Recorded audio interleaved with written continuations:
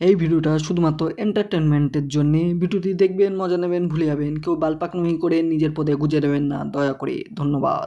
তোমার মতো সুন্দর রাতে কোথায় গেলে পাবো, আমার মতো সুন্দর রাতে যদি পেতে চাই না, না একদমই চাই না। তোমার মতন দাদা যদি আমার জীবনে আসে, আমার জীবনটা পুরোই কাদা কাদা হয়ে যাবে, বুঝেছো? তাই আমি একদমই চাই না।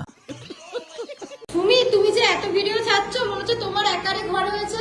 এত ভিডিও ছাড়ছ তুমি, মানে সত্যি বলতে মানে আমি আমার স্বপ্নের বাড়ি করেছি, আর স্পেশালি মা বাবার জন্য।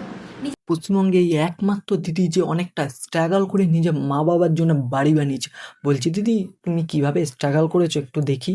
আজ যাবো আমি আমাদের সকলের প্রিয় এই পাড়া গাড় মেরেছে, কোনো ওয়েবসাইটে ঢুকে পড়েছে। আমি দিদির স্ট্রাগল ভিডিও সার্চ করলাম, কোনো ওয়েবসাইটে ঢুকিয়ে দিল। না না দাদা, এইভাবেই দিদি স্ট্রাগল করেছে।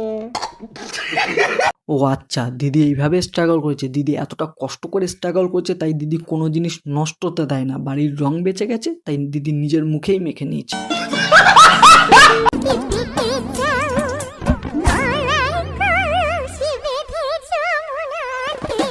এবার তোমরা জিজ্ঞাসা করবে, রাধাকে চাও না কেন?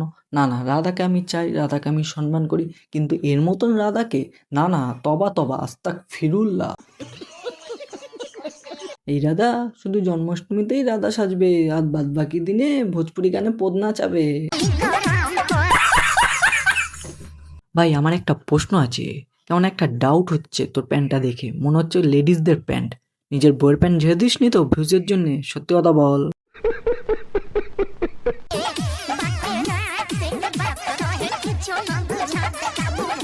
ও, আমি তো ভুলে গেছিলাম, তুই তো ট্যাটু দেখানোর জন্য half pant পরেছিস।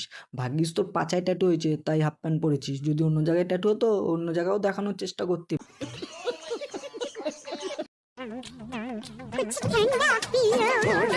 Wow guys, Radha Radha, দেখো রাধা।